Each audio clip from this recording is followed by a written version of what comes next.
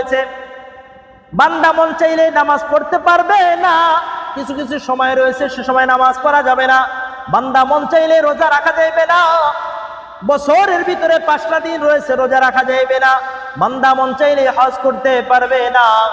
বান্দা মন চাইলে কোরআনে কিছু না কিছু শর্ত আছে, শর্ত ব্যতীত শরীয়তের ইবাদত খুবই কম, নাই বল।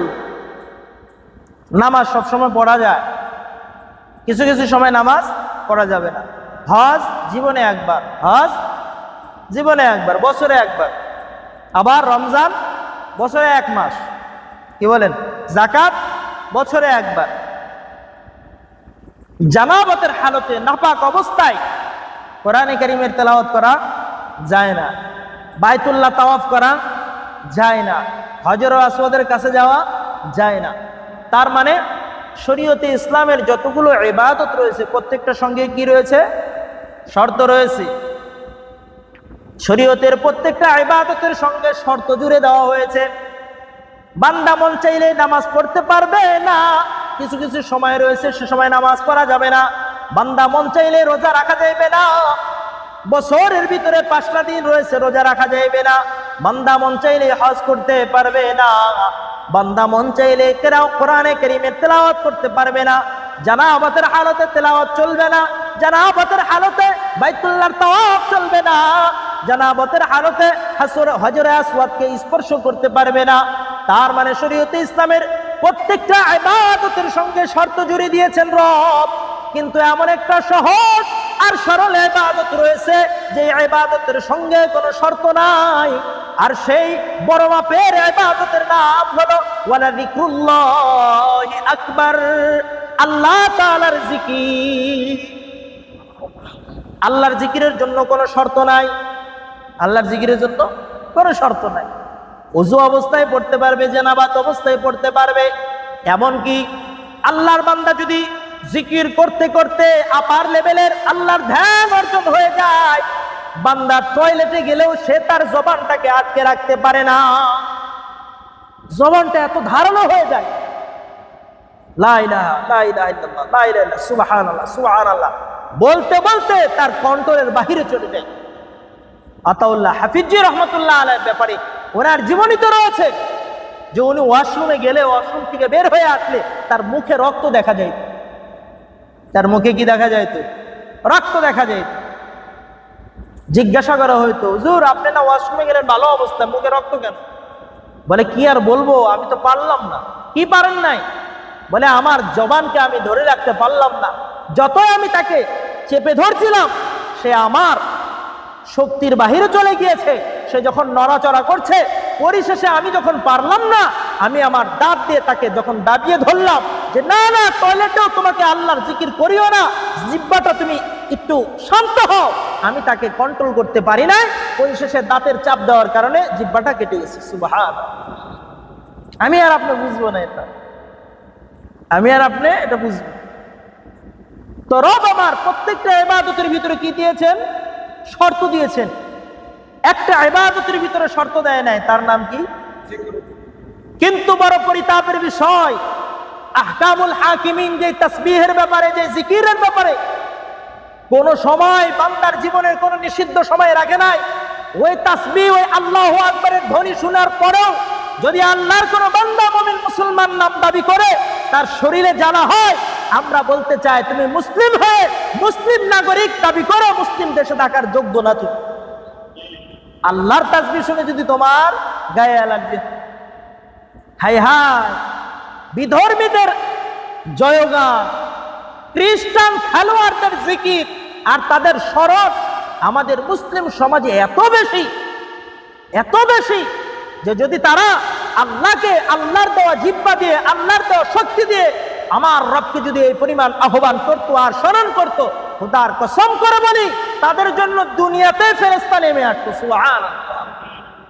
আর শুনে রাখো মুসলিম সমাজ, তোমরা যারা আমার রবের নাম জপার সময় পাও না, আর ওই সমস্ত খেলোয়াড়দের নাম জপার সময় পাও, এটা আশা রেখো না যে কালেমা নসিব করে তোমার মৃত্যু হবে। এটা আশা রেখো, এটা আশা রেখো।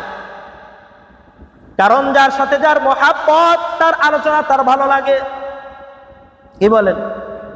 যার সাথে যার মোহাব্বত হয় তার স্মরণ তাকে ভালো লাগে, তার আলোচনাও তাকে ভালো লাগে।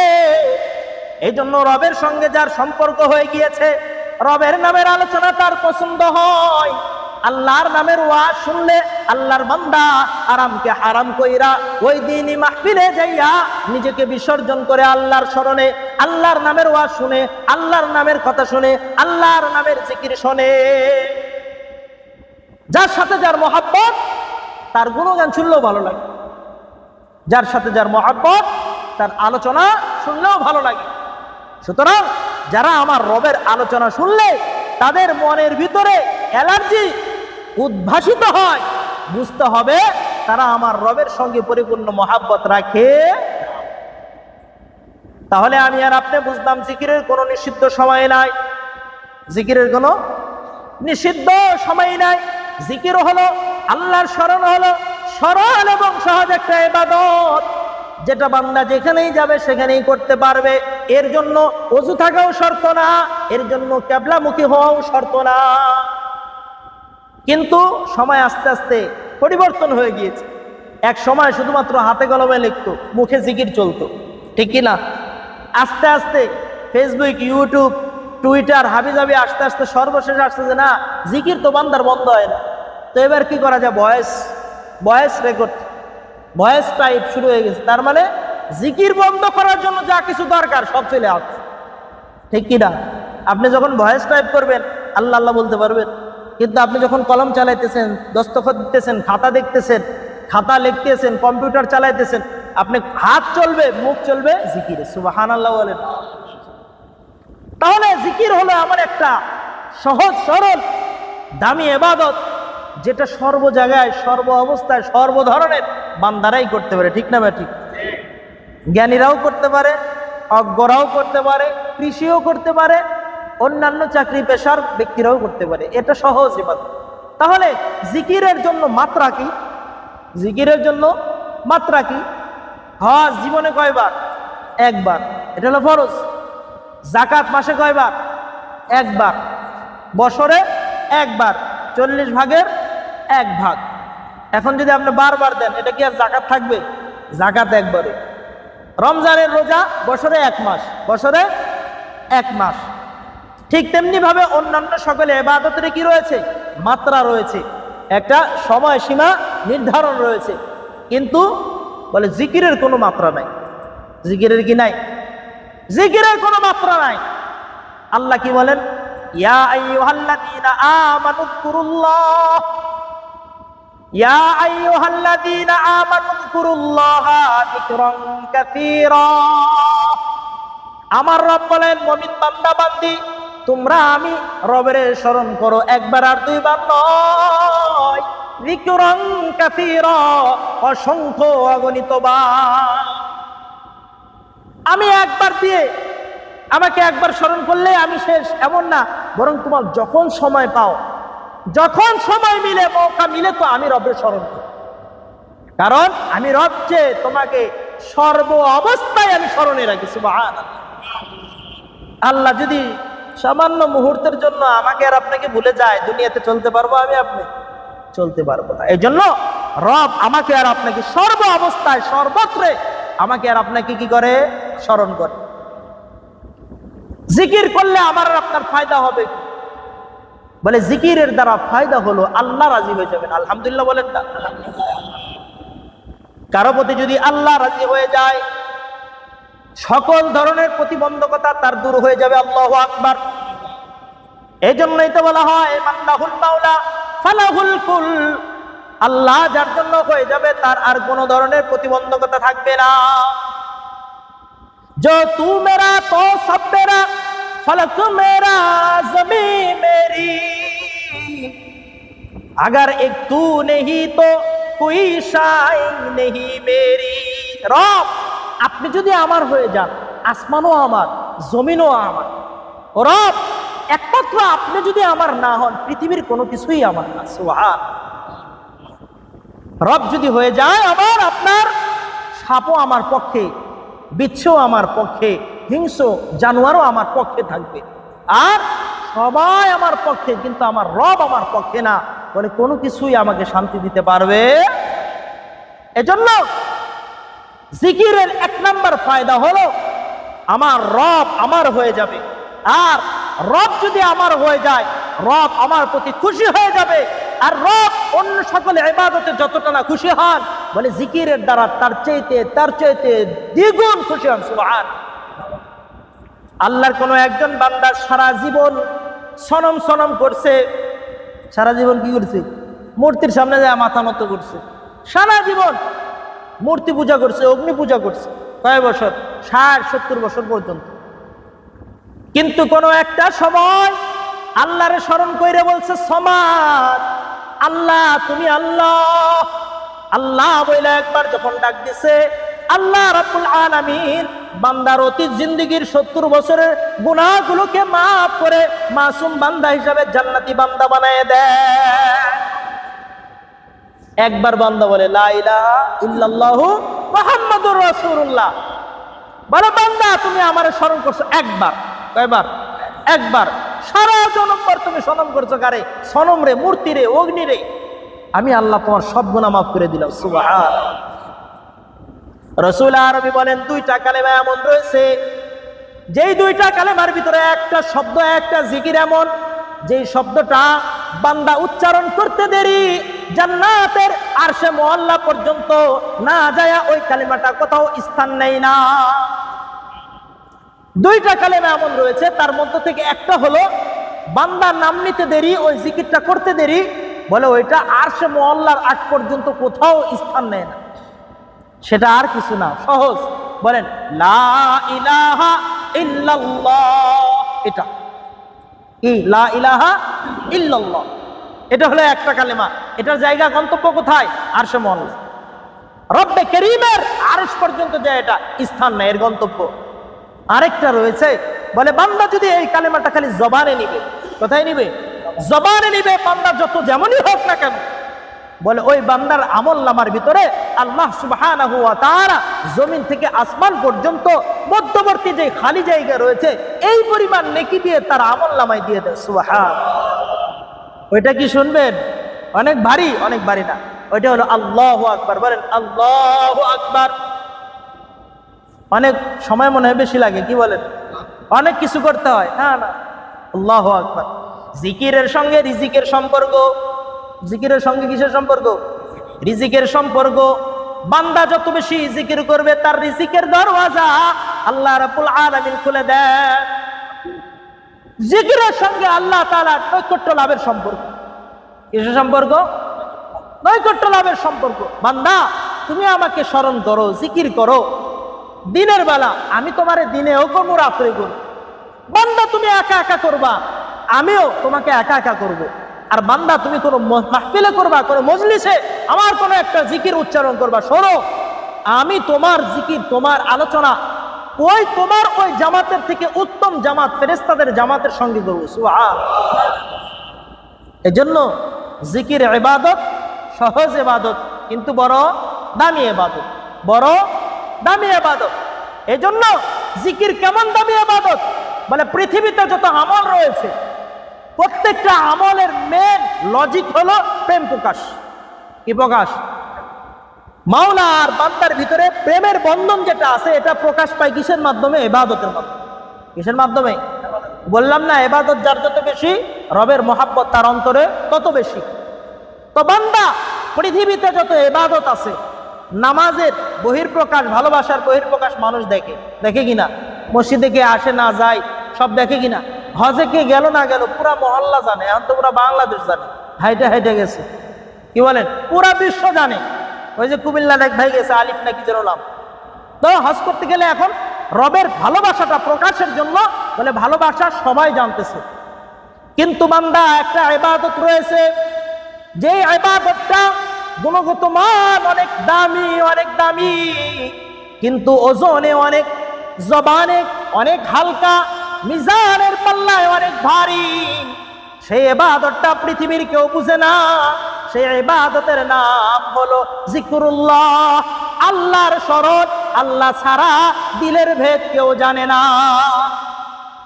বান্দা পৃথিবীতে চলতেছে মানুষের সঙ্গে, কিন্তু মুখ দিয়ে জিহ্বা নড়তেছে আর জিকির করতেছে, পৃথিবীর কেউ জানে না। তার মানে এটা হলো সবচাইতে উচ্চাঙ্গের ভালোবাসার বহিঃপ্রকাশ। সুবহানাল্লাহ বলেন। এজন্য জিকির করা দরকার আছে না নাই? জিকির করা দরকার আছে না নাই? জিকির কেমন দামি, জিকিরের দাম কেমন। হযরতে আব্দুল্লাহ ইবনে আমর ইবনুল আস রাদিয়াল্লাহু তাআলা আনহু সন্তান হযরতে আব্দুল্লাহ রাহমাতুল্লাহ আলাইহি তিনি বলেন যে আমি আল্লাহ তাআলার কোরআন গবেষণা করে পেয়েছি যে বান্দা যখন আলহামদুলিল্লাহ বলে, কি বলে? আরো আসতে বলেন, কি বলে? বান্দা যখন শুধুমাত্র আলহামদুলিল্লাহ বলে, ক্বালাতিল মালাইকা ফেরেশতারা বলে রব্বিল আলামিন সুবহানাল্লাহ। বান্দা যখন বলে সমস্ত প্রশংসা আল্লাহর জন্য, এতটুকু বলে, ফেরেশতারা প্রতি উত্তর বলে শুধু আল্লাহ না, সমগ্র জাহানের প্রতিপালক সুবহানাল্লাহ। এরপরে আব্দুল্লাহ রাদিয়াল্লাহু তাআলা আনহু বলেন বান্দা যখন বলে সুবহানাল্লাহ, শুধুমাত্র বলল আল্লাহ পবিত্র, কি বলে? আল্লাহ পবিত্র। ক্বালাতিল মালাইকা ওয়া বিহামদিহি, শুধুমাত্র আল্লাহ পবিত্র, এখানে ক্ষান্ত নয়, ফেরেশতারা সঙ্গে সঙ্গে বনি আদমের সাথে সাথে বলে শুধুমাত্র প্রশংসা, শুধুমাত্র পবিত্রতা নয়, বরং সকল প্রশংসার অধিকারী আমার আল্লাহ। বান্দা যখন বলে আলহামদুলিল্লাহ, ফেরেশতারা সঙ্গে সঙ্গে বলে রব্বিল আলামিন। আর বান্দা যখন পুরোটাই ওয়ার্ড বলে আলহামদুলিল্লাহি রাব্বিল আলামিন, ফেরেশতারা এবার আল্লাহর কাছে দোয়া করে বলে আল্লাহুম্মা ইগফির লি আবদিক ও মালিক, আপনি আপনার গোলামরে মাফ করিয়া দেন। বান্দা যখন শুধুমাত্র সুবহানাল্লাহ বলে, ফেরেশতারা সঙ্গে সঙ্গে বলে ওয়া বিহামদিহি। আর বান্দা যখন সুবহানাল্লাহি ওয়া বিহামদিহি এই ওয়ার্ডটা বলে, এই বাক্যটা বলে, ফেরেশতারা রবের কাছে প্রার্থনা করে আল্লাহুম্মা ইগফির লি আবদিকা, ও রব আপনি আপনার গোলামরে মাফ করিয়া দেন। এজন্য বলবো তো ইনশাআল্লাহ, বলবো তো ইনশাআল্লাহ। ইব্রাহিম আলাইহিস সালাতু ওয়াস সালামের একটা বৈশিষ্ট্য হলো তিনি খলিলুল্লাহ। কি তিনি?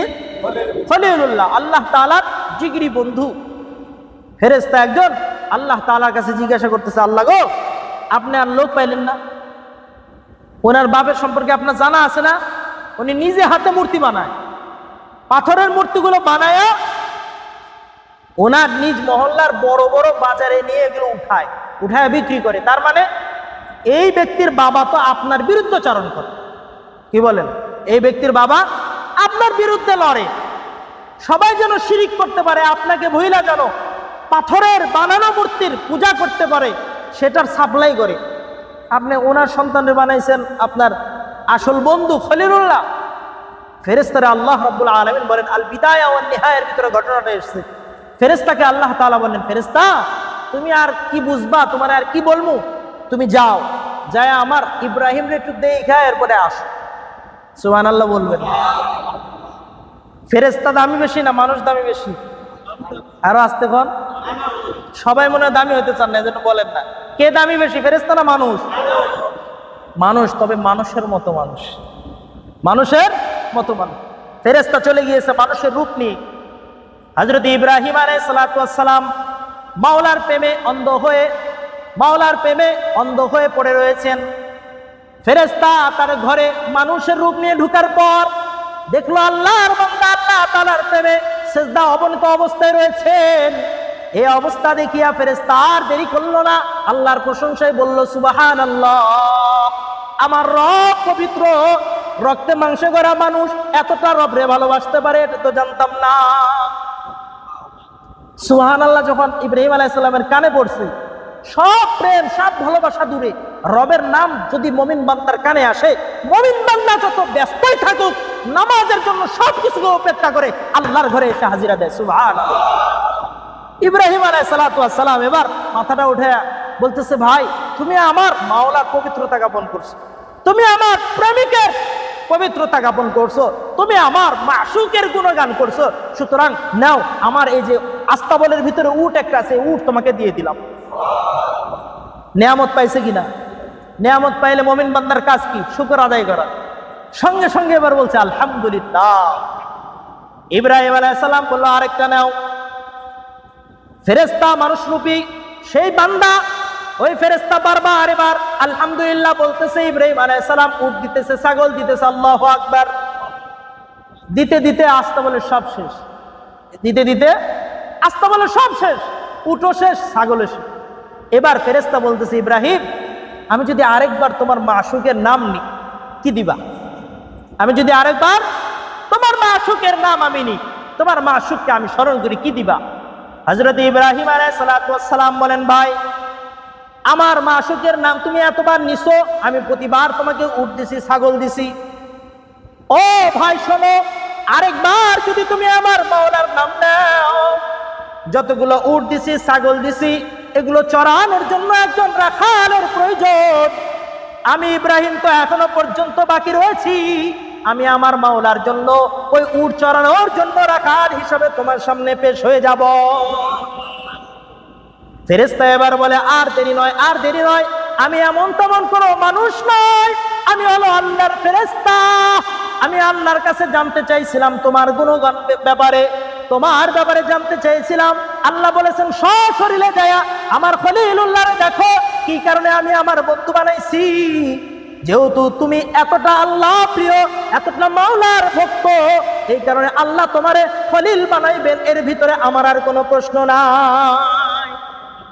বান্দার মহাব্বত যদি গভীর হয়, আল্লাহ রাব্বুল আলামিন ওই বান্দার ভালোবাসা প্রকাশের জন্য জান্নাত পর্যন্ত সহে না। বান্দার ভালোবাসা যদি গভীর হয়, নিবিড় হয়, ওই ভালোবাসা জগৎবাসীর সামনে ভাইরাল করার জন্য আল্লাহ জান্নাত পর্যন্ত অপেক্ষা করে না।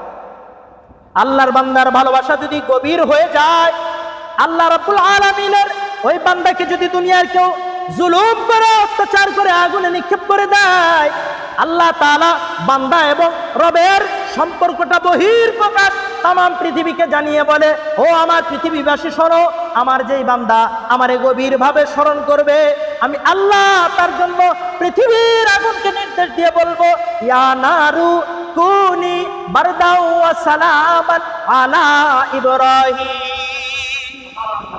এ আগুন শুনে রাখ, তোর ভিতরে আমার খলিল আছে, সুতরাং আমার বন্ধুরে যেন কষ্ট দিও। আমি আর আপনিও যদি রবকে নিবিড় ভাবে, গভীর ভাবে, সর্ব অবস্থায়, সর্বত্রে আমার রবকে যদি আমি আর আপনি স্মরণ করতে পারি, আমার আর আপনার ওই রব যিনি ইব্রাহিম আলাইহিস সালামের ছিলেন, আজকেও আছেন কিনা? আছেন কিনা? না হাম বদলে, না তুম বদলে, না দিল কি আরজু বদলি, मैं कैसे आरज़ुए इनक़िलाबे आसे मा करलू। আল্লাহ বলেন, বান্দা বলতেছে, আল্লাহ আমিও পরিবর্তন হয় নাই, আমার রবও পরিবর্তন হয় নাই, তাহলে আমি কেন আমার রবের কাছে আরজু করব না যে রব আমার বিপদে তুমি আমাকে সহযোগিতা করো? করতে পারবো ইনশাআল্লাহ। না রূহে মযহাব, না কলবে আরিফ, না শায়ের, না जुबा बाकी, जमी हमारी बदल गई है अगरचे आसमां बाकी। মযহাব আপন জায়গায় আছে, ধর্ম আপন জায়গায় আছে, আল্লাহর পরিচিত, আল্লাহর আরেফ, আল্লাহ ওয়ালারা আপন জায়গায় আছে, আপন হালতে আছে। কবির জবানও আগের মতোই রয়েছে, আসমানও আগের মতোই রয়েছে, কিন্তু সাহায্য আসে না কেন? এত কিছু হয়ে যাচ্ছে, এত কিছু হয়ে যাচ্ছে, সাহায্য পায় না কেন? এত দোয়া করছি, বলে আমাদের দিলটা যে পরিবর্তন হয়ে গেছে, আমাদের গুর্দা, আমাদের জমির, আমাদের দিল পরিবর্তন হয়ে গিয়েছে। জবানে রব রয়েছে, দিলে রব নাই। জবানে রসুলের ইশক রয়েছে, দিলে রসুলের মহব্বত নাই। যার কারণে এত মুসিবতের পরেও রবের কাছে সাহায্য প্রার্থনা করলে রবের পক্ষ থেকে সাহায্য আসে। আজ ভি হো अगर इब्राहिम सा ईमान पैदा, आग कर सकती है एक अंदाजे गुलिस्ता पैदा। বলে আজকেও যদি মুমিন মুসলমানের ঈমানটা পয়গম্বর ইব্রাহিম আলাইহিস সালামের ওই মাত্রা অনুযায়ী হয়, আজকেও মুমিন বান্দা আগুনে হাত দিবে তো ওই আগুন তাকে জ্বালাইবে না। সুবহানাল্লাহ।